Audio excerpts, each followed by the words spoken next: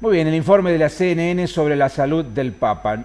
El doctor Dagnino no va a hablar de la salud del Papa Francisco, claramente no lo hemos invitado para eso, pero sí queremos aprovechar esta situación, Diego, para hablar de la infección polimicrobiana que padece el Santo Padre y para poder informar a los vecinos de Ramírez de qué se trata, si cualquiera de nosotros la puede contraer, cuáles son las causas.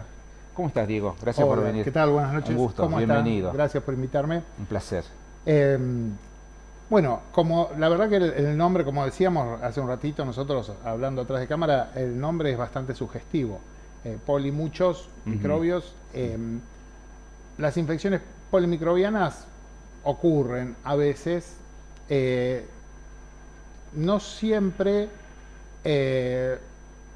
tiene una relación lineal con la severidad o con la gravedad. También depende mucho sobre el sustrato, sobre el paciente que se aloja a esta infección. En particular en lo que me atañe a mí, que es en la vía aérea, ¿no? Las bronquitis, como el cuadro que originalmente, aparentemente tenía el Papa Francisco, son infecciones muy comunes, en particular en invierno, como está ocurriendo ahora en Europa, que es pleno invierno. Y esas infecciones, en la mayoría de las personas, son, en la estadística, son casi 7 a 1 virales. Algunas sí son bacterianas. Y la coinfección, que es cuando se dan a la vez dos infecciones, la mayoría de las veces es entre un virus y una bacteria.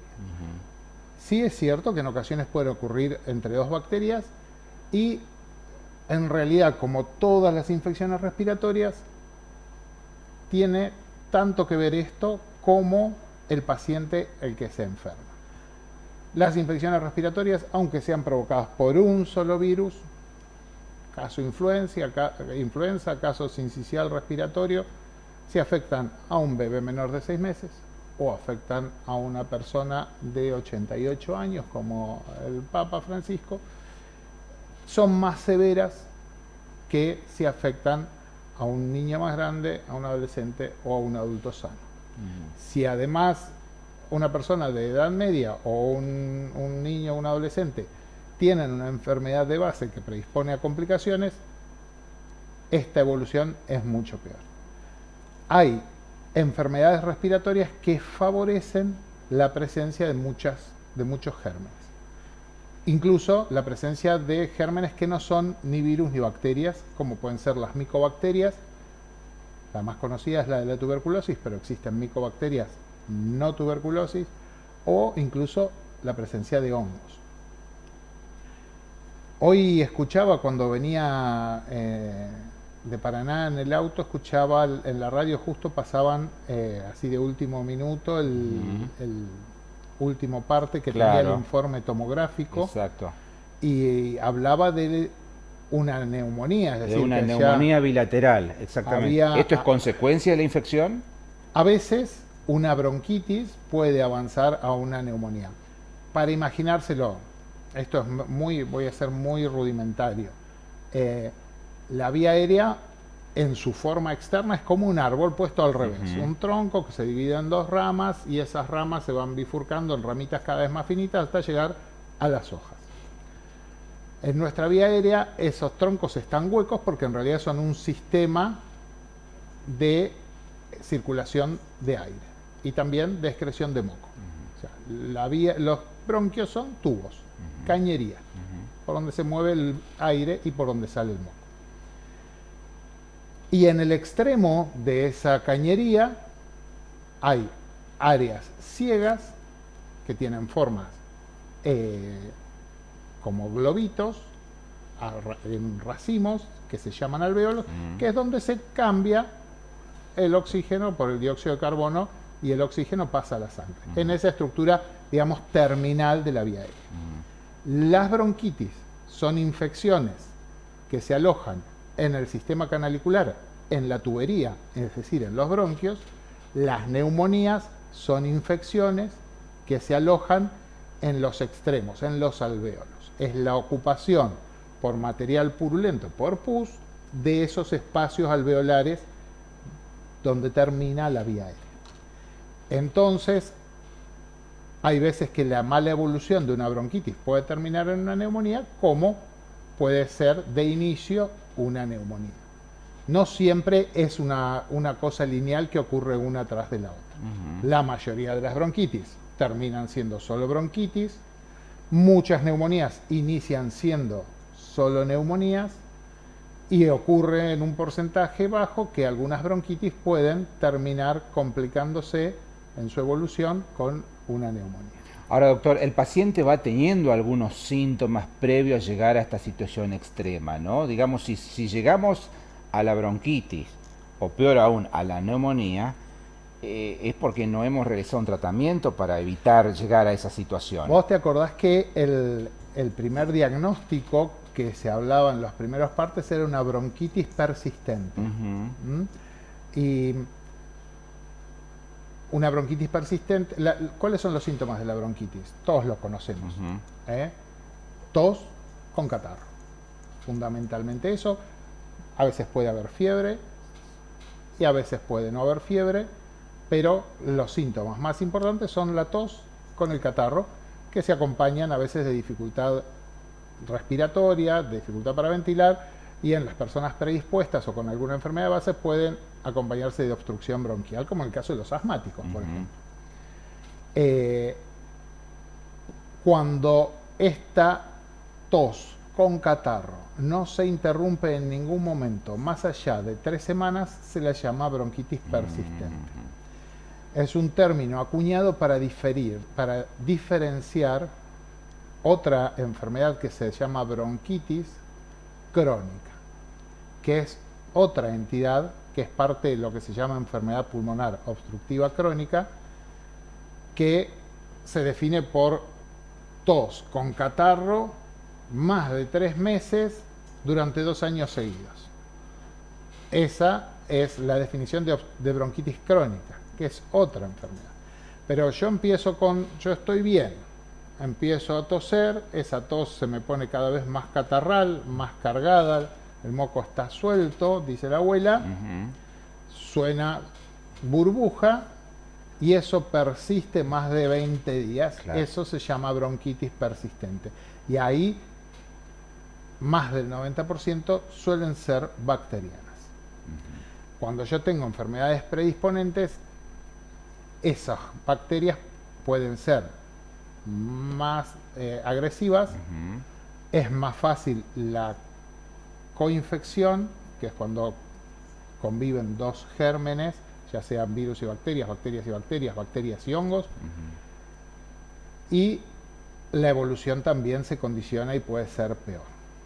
Y en el informe de hoy, una de las cosas que decía, que yo nada más no lo conocía, tampoco soy un experto en la historia clínica papal, pero mencionaba la presencia de bronquiectasias.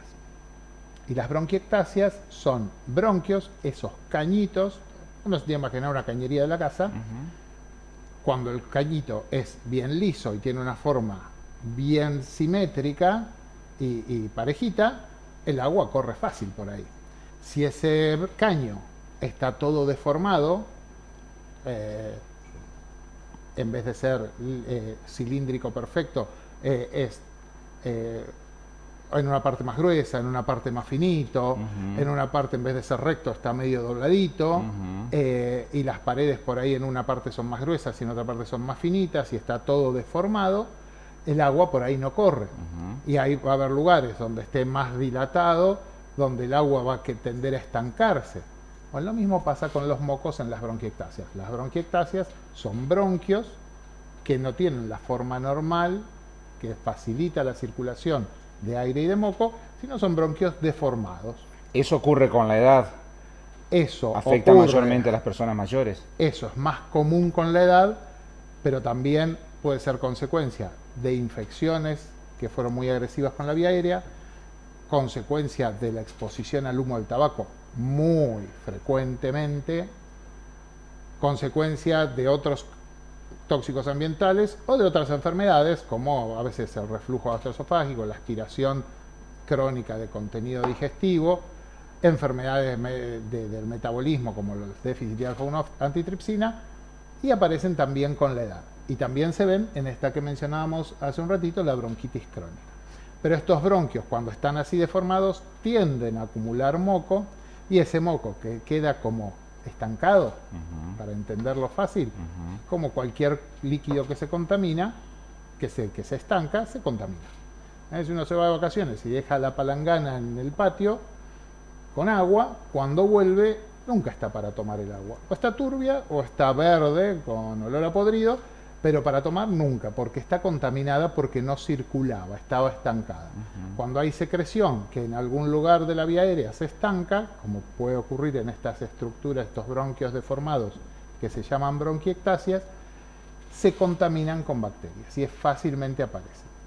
Entonces, es un combo de patología respiratoria que facilita que aparezcan estos eventos recurrentes. Ya en 2023 el Papa había estado internado por una bronquitis en marzo, en esta época invernal de lo que para nosotros sería julio, agosto. Claro. Están viviendo ellos. Sí. Entonces, es más común en invierno, claro, este tipo de infecciones. Sí, sí. ¿Por qué es más común en invierno? Porque la mayoría de las veces el puntapié inicial lo dan los virus. Muchas veces queda solo una infección viral, pero otras veces bacterias que puede haber en el ambiente o que el paciente pueda ser portador por alguna enfermedad subyacente o porque tuvo la mala suerte de contagiarse a la vez, hacen estas coinfecciones, estas infecciones polimicrobianas. ¿Hay alguna manera de prevenir este tipo de afecciones respiratorias, doctor? Porque el año pasado yo recuerdo que usted atendió un montón de niños, a lo mejor este año ocurre de nuevo, y quizá no tenemos los cuidados suficientes ante la llegada de los primeros fríos y después los cuadros se complican. Bueno, yo creo que hay que dividir en si estoy sano o tengo alguna patología que me predispone a tener más complicaciones con enfermedades respiratorias, como son el asma, por ejemplo. Para acordarse, las personas que tienen que vacunarse contra la gripe. Claro. Mayores de 65 años, menores de 2 años, en particular con las infecciones respiratorias son más graves en los menores de 6, aunque la vacuna antigripal en este caso no cuenta, no se puede dar. Las personas que tienen asma, las personas que tienen diabetes, que tienen alguna enfermedad que le baja las defensas, ¿no? Porque provocan lesiones y localmente en la vía respiratoria las defensas no funcionan. Entonces, si tengo esas condiciones, lo que tengo que hacer es controlar mi enfermedad de base. Y si tengo solo condiciones que por edad me predisponen a tener peor evolución, tengo que, una de las cosas más importantes, recibir vacuna antigripal, y otra, evitar los ambientes que facilitan el contagio. En invierno siempre hay más infecciones respiratorias virales que en verano. Eso es biología. Eso ocurre siempre desde todos los tiempos. Los virus circulan fácilmente entre nosotros. ¿Por qué? Porque estamos hacinados, porque no circula tanto aire, porque en un espacio cerrado el que tiene síntomas tose y esos virus o esas bacterias quedan dando vuelta en el ambiente y yo después tomo contacto con ellas y me contagio. Entonces, ventilar los ambientes, todo aquello que hablábamos todos los días durante y que la pandemia, he venido 20 veces a hablar acá en la pandemia, que medíamos el dióxido de carbono en los ambientes escolares para estar tranquilos, que respirábamos aire como si estuviéramos al aire libre. Bueno, es una cuestión, es una batalla cultural, porque todo el mundo piensa que se enferma por el frío. El frío no enferma. Y en realidad el frío, en determinadas condiciones más extremas, puede ser que localmente por un momento me baje las defensas locales que evitan que yo tenga contacto con ese germen. Pero lo cierto es que lo que me facilita el contagio y la infección es el estar en lugar hacinado, con mucha gente, cerrados, con poco intercambio aéreo, con poca ventilación, donde es más fácil que yo respire el aire que tosió mi vecino.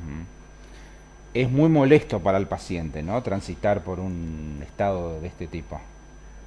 Claro, sí, es molesto por la fiebre, como decía que tenía el Papa, es molesto por la fatiga, la sensación dolores de falta corporales, de aire, Y depende de la infección, sí, si es viral cursa más como una gripe, con dolores musculares y Claro. eso, y a veces si es bacteriana es más localizado como una con síntomas más concretos en la vía respiratoria, entonces la tos, la agitación, la falta de aire, incluso la falta de oxígeno, porque acuérdense que decíamos hace un ratito que esta infección ocupa el espacio por donde se tiene que intercambiar el oxígeno que yo respiro del aire y pasar a la sangre. Esas unidades que están llenas de pus no pueden trabajar haciendo ese intercambio y no pueden pasar oxígeno del aire adentro de la sangre. Entonces el oxígeno en la sangre empieza a bajar. Entonces necesito oxígeno suplementario. Es un cuadro incómodo y si hay factores de riesgo puede ser un cuadro de cuidado. ¿Y el tratamiento cómo es, Diego?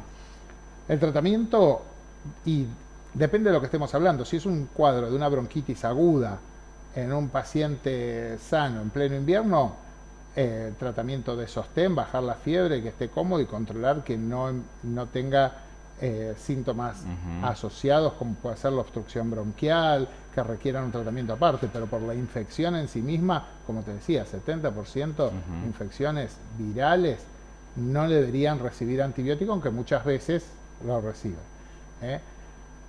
Si es una bronquitis, como hablábamos recién, persistente más allá de 3 semanas, sí están indicados los antibióticos. Y los antibióticos de más de 10 días, ideal 14 días. Si es una neumonía, lo mismo. Si soy un paciente sano y no tengo otras complicaciones, y de una neumonía que aparenta ser bacteriana, tratamientos con antibióticos como cualquier infección también resuelve relativamente fácil. Si tengo enfermedades predisponentes o estoy en los extremos de la vida, que soy más vulnerable, mi tratamiento, además de combatir al germen o a los gérmenes que me están enfermando, tiene que ser el de sostén, cuidar que no me falte el oxígeno, cuidar que no tenga otra complicación neurológica o digestiva o el aparato circulatorio que empeore la evolución de mi enfermedad respiratoria. ¿Qué se espera para este año en la Argentina, doctor? Usted realiza normalmente un seguimiento, hay estadísticas también. Dicen algunos que cuando un año fue demasiado violento, al año siguiente la situación es un poco mejor. Tranquilo. ¿Es así realmente? Lo que en general tenemos primero el espejo de lo que ocurre en Europa, norte, claro. Y este año, este invierno en Europa, en lo climático, si bien hay áreas donde hubo climas extremos, en lo global no ha sido aparentemente tan crudo, no ha terminado como el invierno pasado. Y en cuanto a las enfermedades respiratorias, medio copiando la línea del clima.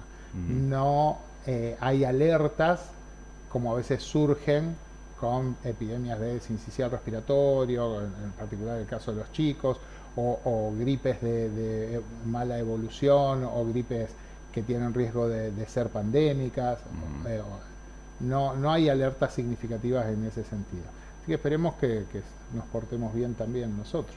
E invitamos a las mamás sobre todo y a los chicos para que se fijen en esta época, especialmente el año, que están a punto de comenzar las clases, el calendario de vacunación, ¿no? A ver si tenemos las vacunas completas. Vacunas del ingreso escolar, exacto. En los de preescolar cumplidas el esquema hasta el año y medio con las campañas de vacunación que fueron agregadas. La última fue en octubre-noviembre de hace 2 años. Ingreso escolar, y ahora a partir de fines de marzo, campaña antigripal para todos aquellos con enfermedades predisponentes, los menores de 2 años y, bueno, en el caso de los adultos, los mayores de 65. Mucha atención, si bien el riesgo de infecciones, y en particular de influenza, es en los menores de 6 meses y en los menores de 1 año por extensión, pasa que después de cumplir las vacunas obligatorias hasta el año y medio, me quedan un grupito de chicos que ya no se ponen la antigripal porque ya cumplieron como que en la cabeza de la familia existe que, bueno, las vacunas son hasta el año y medio. Y la vacuna antigripal, si el invierno le toca al chiquito antes de cumplir los 2 años, requiere vacuna antigripal. Doctor, clarísimo como siempre. Muchas gracias por la visita. Por favor. Gracias. Un placer. Buenas noches a todos. El doctor Diego Dagnino con nosotros. Pausa, breve, ya venimos, no se vaya.